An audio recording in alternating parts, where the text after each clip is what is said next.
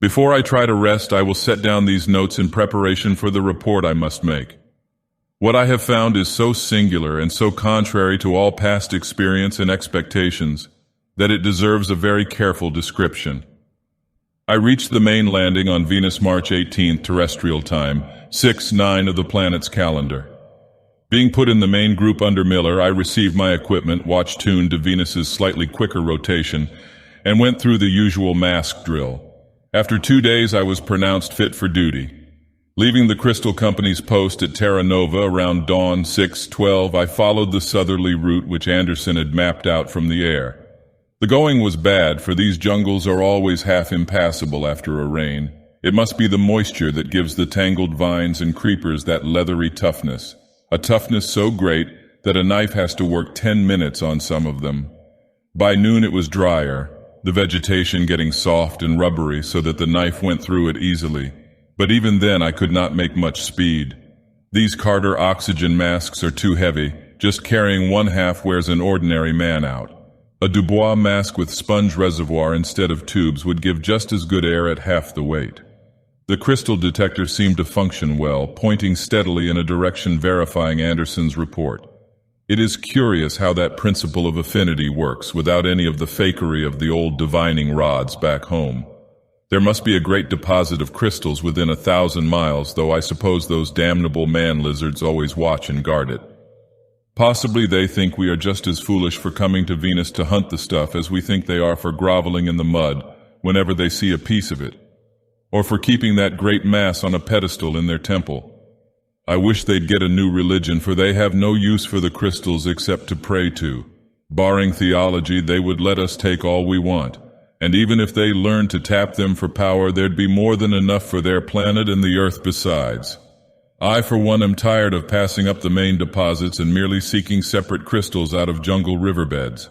Sometime I'll urge the wiping out of these scaly beggars by a good stiff army from home. About 20 ships could bring enough troops across to turn the trick. One can't call the damn things men for all their cities and towers. They haven't any skill except building, and using swords and poison darts, and I don't believe their so-called cities mean much more than anthills or beaver dams. I doubt if they even have a real language. All the talk about psychological communication through those tentacles down their chests strikes me as bunk. What misleads people is their upright posture, just an accidental physical resemblance to terrestrial man. I'd like to go through a Venus jungle for once without having to watch out for skulking groups of them or dodge their cursed darts.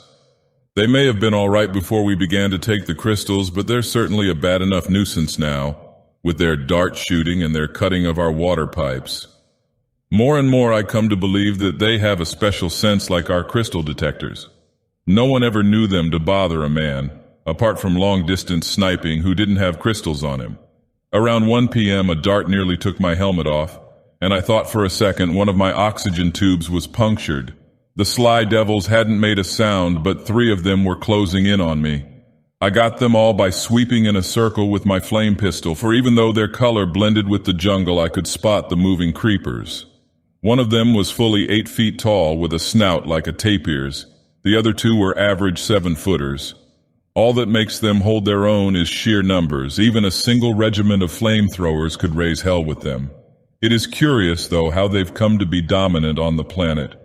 Not another living thing higher than the wriggling Achmans and Skoras or the flying Tukas of the other continent, unless, of course, those holes in the Dianean plateau hide something. About 2 o'clock, my detector veered westward, indicating isolated crystals ahead on the right. This checked up with Anderson, and I turned my course accordingly. It was harder going, not only because the ground was rising, but because the animal life and carnivorous plants were thicker. I was always slashing ugrats and stepping on Skoras, and my leather suit was all speckled from the bursting darrows which struck it from all sides. The sunlight was all the worse because of the mist, and did not seem to dry up the mud in the least. Every time I stepped, my feet sank down 5 or 6 inches, and there was a sucking sort of blup every time I pulled them out. I wish somebody would invent a safe kind of suiting other than leather for this climate. Cloth, of course, would rot, but some thin metallic tissue that couldn't tear, like the surface of this revolving decay-proof record scroll, ought to be feasible sometime. I ate about 3:30. if slipping these wretched food tablets through my mask can be called eating. Soon after that, I noticed a decided change in the landscape, the bright, poisonous-looking flowers shifting in color and getting wraith-like. The outlines of everything shimmered rhythmically, and bright points of light appeared and danced in the same slow, steady tempo. After that, the temperature seemed to fluctuate in unison with a peculiar rhythmic drumming. The whole universe seemed to be throbbing in deep, regular pulsations that filled every corner of space and flowed through my body and mind alike. I lost all sense of equilibrium and staggered dizzily, nor did it change things in the least when I shut my eyes and covered my ears with my hands.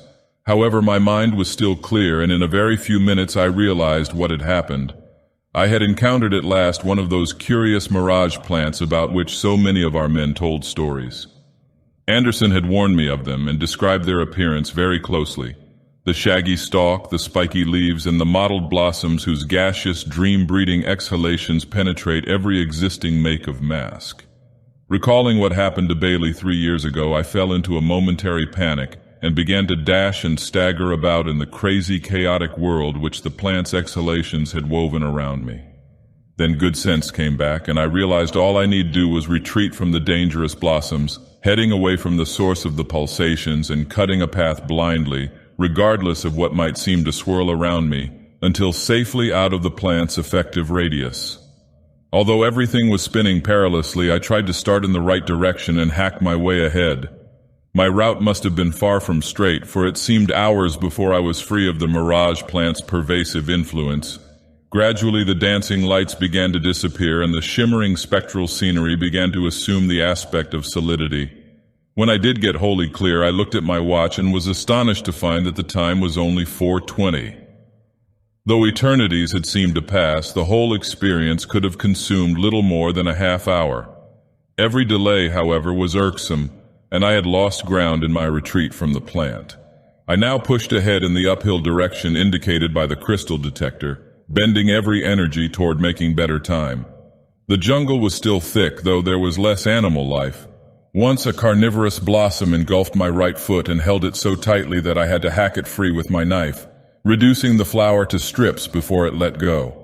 In less than an hour I saw that the jungle growths were thinning out, and by 5 o'clock, after passing through a belt of tree ferns with very little underbrush, I emerged on a broad, mossy plateau. My progress now became rapid, and I saw by the wavering of my detector needle that I was getting relatively close to the crystal I sought. This was odd, for most of the scattered egg-like spheroids occurred in jungle streams of a sort not likely to be found on this treeless upland. The terrain sloped upward, ending in a definite crest. I reached the top about 5:30 and saw ahead of me a very extensive plain with forests in the distance. This, without question, was the plateau mapped by Matsugawa from the air 50 years ago and called on our maps Eryx, or the Erycinian Highland.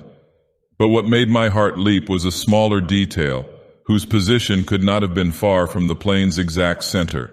It was a single point of light blazing through the mist and seeming to draw a piercing, concentrated luminescence from the yellowish, vapor-dulled sunbeams. This, without doubt, was the crystal I sought, a thing possibly no larger than a hen's egg, yet containing enough power to keep a city warm for a year.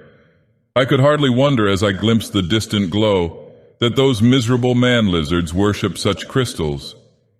And yet they have not the least notion of the powers they contain. Breaking into a rapid run, I tried to reach the unexpected prize as soon as possible, and was annoyed when the firm moss gave place to a thin, singularly detestable mud studded with occasional patches of weeds and creepers. But I splashed on heedlessly, scarcely thinking to look around for any of the skulking man-lizards. In this open space I was not very likely to be waylaid.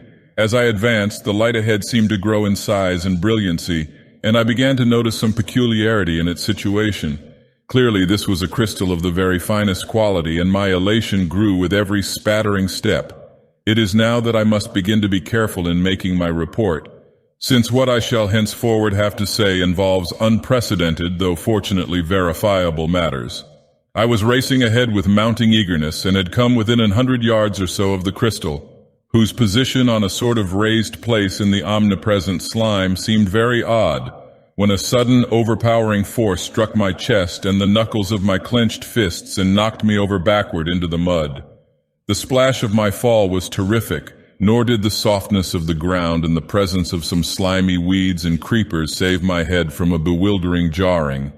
For a moment I lay supine, too utterly startled to think. Then I half-mechanically stumbled to my feet and began to scrape the worst of the mud and scum from my leather suit. Of what I had encountered I could not form the faintest idea. I had seen nothing which could have caused the shock, and I saw nothing now. Had I, after all, merely slipped in the mud? My sore knuckles and aching chest forbade me to think so. Or was this whole incident an illusion brought on by some hidden mirage plant? It hardly seemed probable, since I had none of the usual symptoms, and since there was no place nearby where so vivid and typical a growth could lurk unseen. Had I been on the earth, I would have suspected a barrier of N-force laid down by some government to mark a forbidden zone. But in this humanless region, such a notion would have been absurd. Finally, pulling myself together, I decided to investigate in a cautious way. Holding my knife as far as possible ahead of me so that it might be first to feel the strange force, I started once more for the shining crystal, preparing to advance step by step with the greatest deliberation. At the third step, I was brought up short by the impact of the knife point on an apparently solid surface, a solid surface where my eyes saw nothing. After a moment's recoil, I gained boldness. Extending my gloved left hand, I verified the presence of invisible solid matter, or a tactile illusion of solid matter ahead of me. Upon moving my hand, I found that the barrier was of substantial extent and of an almost glassy smoothness, with no evidence of the joining of separate blocks.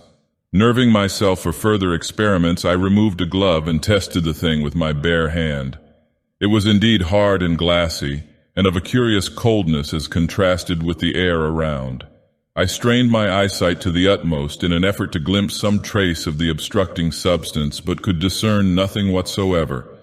There was not even any evidence of refractive power as judged by the aspect of the landscape ahead. Absence of reflective power was proved by the lack of a glowing image of the sun at any point. Burning curiosity began to displace all other feelings, and I enlarged my investigations as best I could. Exploring with my hands, I found that the barrier extended from the ground to some level higher than I could reach, and that it stretched off indefinitely on both sides. It was then a wall of some kind, though all guesses as to its materials and its purpose were beyond me.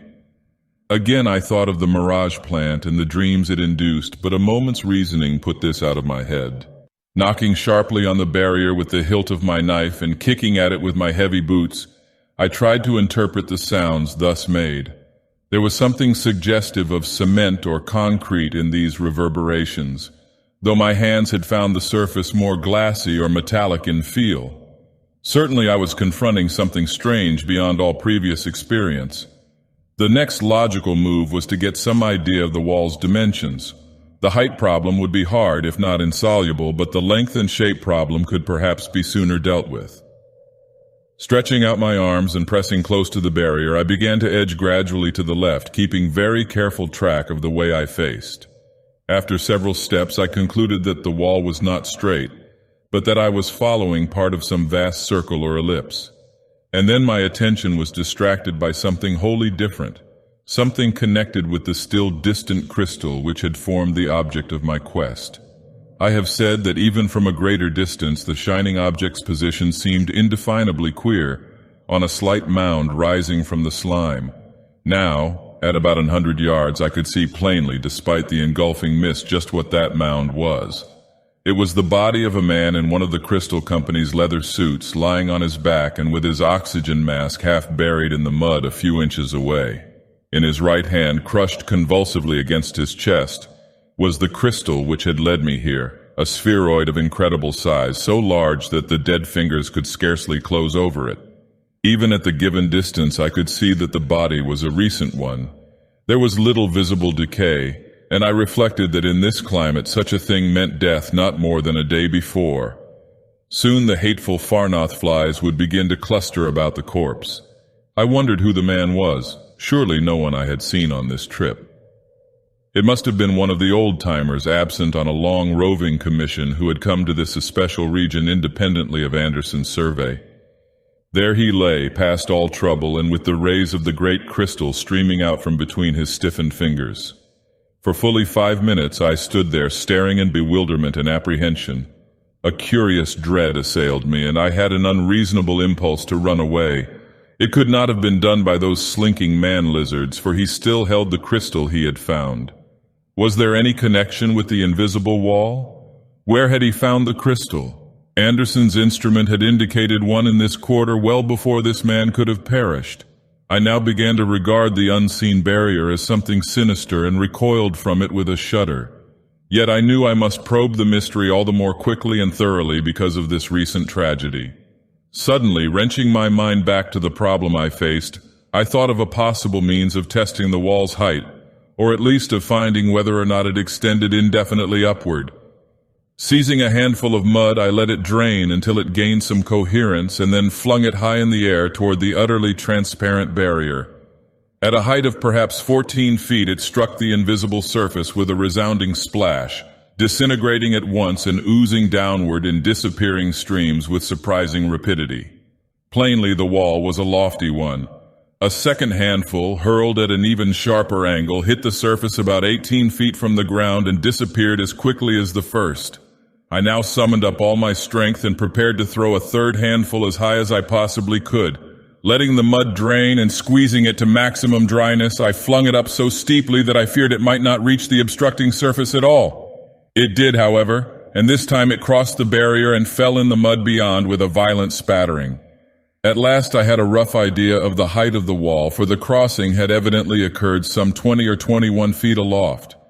With a 19 or 20-foot vertical wall of glassy flatness, ascent was clearly impossible. I must then continue to circle the barrier in the hope of finding a gate, an ending, or some sort of interruption. Did the obstacle form a complete round or other closed figure, or was it merely an arc or semicircle? Acting on my decision, I resumed my slow leftward circling, moving my hands up and down over the unseen surface on the chance of finding some window or other small aperture. Before starting, I tried to mark my position by kicking a hole in the mud, but found the slime too thin to hold any impression.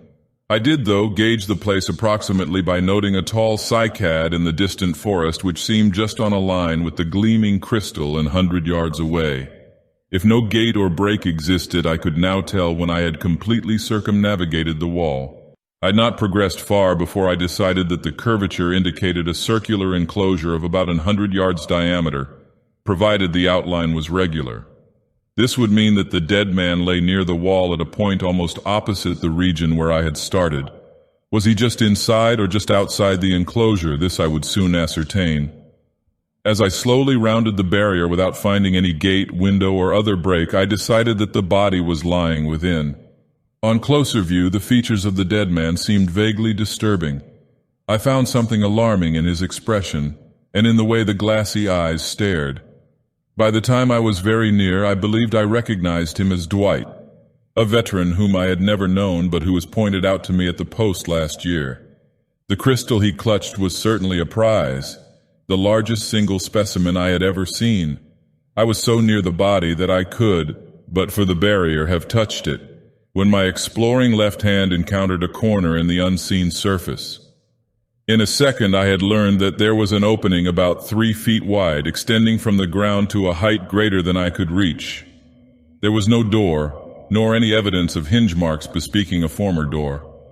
Without a moment's hesitation I stepped through and advanced 2 paces to the prostrate body, which lay at right angles to the hallway I had entered in what seemed to be an intersecting doorless corridor. It gave me a fresh curiosity to find that the interior of this vast enclosure was divided by partitions. Bending to examine the corpse, I discovered that it bore no wounds. This scarcely surprised me, since the continued presence of the crystal argued against the pseudo-reptilian natives. Looking about for some possible cause of death, my eyes lit upon the oxygen mask lying close to the body's feet. Here indeed was something significant. Without this device, no human being could breathe the air of Venus for more than 30 seconds, and Dwight, if it were he, had obviously lost his. Probably it had been carelessly buckled so that the weight of the tubes worked the straps loose, a thing which could not happen with a Dubois sponge reservoir mask. The half-minute of grace had been too short to allow the man to stoop and recover his protection, or else the cyanogen content of the atmosphere was abnormally high at the time. Probably he had been busy admiring the crystal, wherever he may have found it. He had apparently just taken it from the pouch in his suit, for the flap was unbuttoned. I now proceeded to extricate the huge crystal from the dead prospector's fingers, a task which the body's stiffness made very difficult. The spheroid was larger than a man's fist and glowed as if alive in the reddish rays of the westering sun. As I touched the gleaming surface, I shuddered involuntarily, as if by taking this precious object I had transferred to myself the doom which had overtaken its earlier bearer. However, my qualms soon passed, and I carefully buttoned the crystal into the pouch of my leather suit. Superstition has never been one of my failings. Placing the man's helmet over his dead, staring face, I straightened up and stepped back through the unseen doorway to the entrance hall of the great enclosure. All my curiosity about the strange edifice now returned, and I racked my brain with speculations regarding its material, origin, and purpose. That the hands of men had reared it, I could not for a moment believe. Our ships first reached Venus only 72 years ago, and the only human beings on the planet have been those at Terra Nova. Nor does human knowledge include any perfectly transparent, non-refractive solid such as the substance of this building. Prehistoric human invasions of Venus can be pretty well ruled out, so that one must turn to the idea of native construction. Did a forgotten race of highly evolved beings precede the man-lizards as masters of Venus? Despite their elaborately built cities, it seemed hard to credit the pseudo-reptiles with anything of this kind. There must have been another race eons ago, of which this is perhaps the last relic. Or will other ruins of kindred origin be found by future expeditions? The purpose of such a structure passes all conjecture, but its strange and seemingly non-practical material suggests a religious use. Realizing my inability to solve these problems, I decided that all I could do was to explore the invisible structure itself. That various rooms and corridors extended over the seemingly unbroken plain of mud, I felt convinced, and I believed that a knowledge of their plan might lead to something significant. So, feeling my way back through the doorway and edging past the body, I began to advance along the corridor toward those interior regions whence the dead man had presumably come. Later on, I would investigate the hallway I had left. Groping like a blind man despite the misty sunlight, I moved slowly onward. Soon the corridor turned sharply and began to spiral in toward the center in ever-diminishing curves. Now and then my touch would reveal a doorless, intersecting passage, and I several times encountered junctions with 2, 3, or 4 diverging avenues.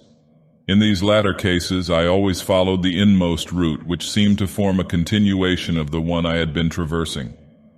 There would be plenty of time to examine the branches after I had reached and returned from the main regions. I can scarcely describe the strangeness of the experience, threading the unseen ways of an invisible structure reared by forgotten hands on an alien planet. At last, still stumbling and groping, I felt the corridor end in a sizable open space. Fumbling about, I found I was in a circular chamber about 10 feet across, and from the position of the dead man against certain distant forest landmarks, I judged that this chamber lay at or near the center of the edifice. Out of it opened 5 corridors besides the one through which I had entered, but I kept the latter in mind by sighting very carefully past the body to a particular tree on the horizon as I stood just within the entrance. There was nothing in this room to distinguish it, merely the floor of thin mud which was everywhere present. Wondering whether this part of the building had any roof, I repeated my experiment with an upward-flung handful of mud, and found at once that no covering existed. If there had ever been one, it must have fallen long ago, for not a trace of debris or scattered blocks ever halted my feet. As I reflected, it struck me as distinctly odd that this apparently primordial structure should be so devoid of tumbling masonry, gaps in the walls, and other common attributes of dilapidation. What was it? What had it ever been? Of what was it made? Why was there no evidence of separate blocks in the glassy, bafflingly homogeneous walls? Why were there no traces of doors, either interior or exterior? I knew only that I was in a round, roofless, doorless edifice of some hard, smooth, perfectly transparent, non-refractive and non-reflective material, 100 yards in diameter, with many corridors and with a small circular room at the center. More than this I could never learn from a direct investigation. I now observed that the sun was sinking very low in the west. a golden ruddy disk floating in a pool of scarlet and orange above the mist-clouded trees of the horizon. Plainly, I would have to hurry if I expected to choose a sleeping spot on dry ground before dark.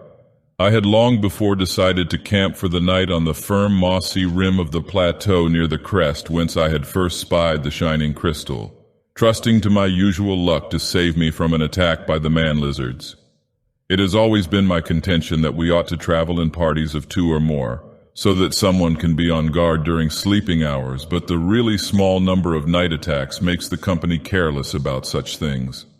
Those scaly wretches seem to have difficulty in seeing at night, even with curious glow torches.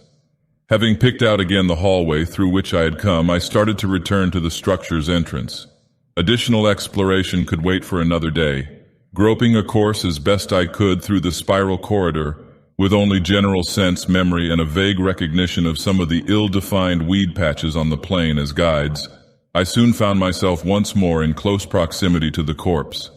There were now 1 or 2 Farnoth flies swooping over the helmet-covered face, and I knew that decay was setting in. With a futile, instinctive loathing, I raised my hand to brush away this vanguard of the scavengers, when a strange and astonishing thing became manifest. An invisible wall checking the sweep of my arm told me that notwithstanding my careful retracing of the way, I had not indeed returned to the corridor in which the body lay. Instead, I was in a parallel hallway, having no doubt taken some wrong turn or fork among the intricate passages behind. Hoping to find a doorway to the exit hall ahead, I continued my advance, but presently came to a blank wall. I would then have to return to the central chamber and steer my course anew. Exactly where I had made my mistake I could not tell. I glanced at the ground to see if by any miracle guiding footprints had remained, but at once realized that the thin mud held impressions only for a very few moments. There was little difficulty in finding my way to the center again, and once there I carefully reflected on the proper outward course. I had kept too far to the right before. This time I must take a more leftward fork somewhere, just where I could decide as I went. As I groped ahead a second time, I felt quite confident of my correctness and diverged to the left at a junction I was sure I remembered. The spiraling continued, and I was careful not to stray into any intersecting passages. Soon, however, I saw to my disgust that I was passing the body at a considerable distance. This passage evidently reached the outer wall at a point much beyond it. In the hope that another exit might exist in the half of the wall I had not yet explored, I pressed forward for several paces, but eventually came once more to a solid barrier. Clearly, the plan of the building was even more complicated than I had thought. I now debated whether to return to the center again, or whether to try some of the lateral corridors extending toward the body. If I chose this second alternative, I would run the risk of breaking my mental pattern of where I was. Hence, I had better not attempt it, unless I could think of some way of leaving a visible trail behind me. Just how to leave a trail would be quite a problem, and I ransacked my mind for a solution. There seemed to be nothing about my person which could leave a mark on anything, nor any material which I could scatter or minutely subdivide and scatter. My pen had no effect on the invisible wall, and I could not lay a trail of my precious food tablets. Even had I been willing to spare the latter, there would not have been even nearly enough, besides which the small pellets would have instantly sunk from sight in the thin mud. I searched my pockets for an old-fashioned notebook, often used unofficially on Venus despite the quick rotting rate of paper in the planet's atmosphere, whose pages I could tear up and scatter but could find none. It was obviously impossible to tear the tough, thin metal of this revolving, decay-proof record scroll, nor did my clothing offer any possibilities. In Venus's peculiar atmosphere, I could not safely spare my stout leather suit, and underwear had been eliminated because of the climate. I tried to smear mud on the smooth, invisible walls after squeezing it as dry as possible, but found that it slipped from sight as quickly as did the height-testing handfuls I had previously thrown. Finally, I drew out my knife and attempted to scratch a line on the glassy phantom surface, something I could recognize with my hand, even though I would not have the advantage of seeing it from afar. It was useless, however, for the blade made not the slightest impression on the baffling unknown material. Frustrated in all attempts to blaze a trail, I again sought the round central chamber through memory. It seemed easier to get back to this room than to steer a definite, predetermined course away from it. and I had little difficulty in finding it anew. This time I listed on my record scroll every turn I made, drawing a crude hypothetical diagram of my route and marking all diverging corridors. It was, of course, maddeningly slow work when everything had to be determined by touch and the possibilities of error were infinite. But I believed it would pay in the long run. The long twilight of Venus was thick when I reached the central room, but I still had hopes of gaining the outside before dark. Comparing my fresh diagram with previous recollections, I believed I had located my original mistake, so once more set out confidently along the invisible hallways. I veered further to the left than during my previous attempts and tried to keep track of my turnings on the record scroll in case I was still mistaken.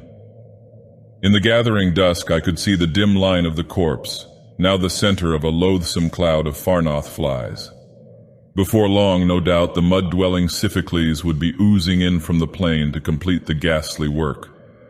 Approaching the body with some reluctance, I was preparing to step past it when a sudden collision with a wall told me I was again astray. I now realized plainly that I was lost. The complications of this building were too much for offhand solution, and I would probably have to do some careful checking before I could hope to emerge. Still, I was eager to get to dry ground before total darkness set in. Hence I returned once more to the center and began a rather aimless series of trials and errors, making notes by the light of my electric lamp. When I used this device, I noticed with interest that it produced no reflection, not even the faintest glistening, in the transparent walls around me. I was, however, prepared for this, since the sun had at no time formed a gleaming image in the strange material. I was still groping about when the dusk became total. A heavy mist obscured most of the stars and planets, but the Earth was plainly visible as a glowing bluish-green point in the southeast. It was just past opposition, and would have been a glorious sight in a telescope. I could even make out the moon beside it whenever the vapors momentarily thinned. It was now impossible to see the corpse, my only landmark, so I blundered back to the central chamber after a few false turns. After all, I would have to give up hope of sleeping on dry ground. Nothing could be done till daylight, and I might as well make the best of it here. Lying down in the mud would not be pleasant, but in my leather suit it could be done. On former expeditions I had slept under even worse conditions, and now sheer exhaustion would help to conquer repugnance. So here I am squatting in the slime of the central room and making these notes on my record scroll by the light of the electric lamp. There is something almost humorous in my strange, unprecedented plight. Lost in a building without doors, a building which I cannot see. I shall doubtless get out early in the morning and ought to be back at Terra Nova with the crystal by late afternoon. It certainly is a beauty, with surprising luster even in the feeble light of this lamp. I have just had it out examining it. Despite my fatigue, sleep is slow in coming, so I find myself writing at great length. I must stop now. Not much danger of being bothered by those cursed natives in this place. The thing I like least is the corpse, but fortunately my oxygen mask saves me from the worst effects. I am using the chlorate cubes very sparingly. We'll take a couple of food tablets now and turn in. More later. Later. Afternoon 6:13. There has been more trouble than I expected. I am still in the building and will have to work quickly and wisely if I expect to rest on dry ground tonight. It took me a long time to get to sleep, and I did not wake till almost noon today. As it was, I would have slept longer but for the glare of the sun through the haze. The corpse was a rather bad sight, wriggling with Siphocles and with a cloud of Farnoth flies around it. Something had pushed the helmet away from the face, and it was better not to look at it. I was doubly glad of my oxygen mask when I thought of the situation. At length I shook and brushed myself dry, took a couple of food tablets, and put a new potassium chlorate cube in the electrolyzer of the mask. I am using these cubes slowly, but wish I had a larger supply. I felt much better after my sleep and expected to get out of the building very shortly. Consulting the notes and sketches I had jotted down, I was impressed by the complexity of the hallways and by the possibility that I had made a fundamental error. Of the 6 openings leading out of the central space, I had chosen a certain one as that by which I had entered, using a siding arrangement as a guide. When I stood just within the opening, the corpse 50 yards away was exactly in line with a particular lepidodendron in the far-off forest. Now it occurred to me that this sighting might not have been of sufficient accuracy. the distance of the corpse making its difference of direction in relation to the horizon comparatively slight when viewed from the openings next to that of my first ingress. Moreover, the tree did not differ as distinctly as it might from other lepidodendra on the horizon. Putting the matter to a test, I found to my chagrin that I could not be sure which of 3 openings was the right one. Had I traversed a different set of windings at each attempted exit? This time I would be sure. It struck me that despite the impossibility of trailblazing, there was one marker I could leave. Though I could not spare my suit, I could, because of my thick head of hair, spare my helmet, and this was large and light enough to remain visible above the thin mud. Accordingly, I removed the roughly hemispherical device and laid it at the entrance of one of the corridors. The right-hand one of the 3 I must try.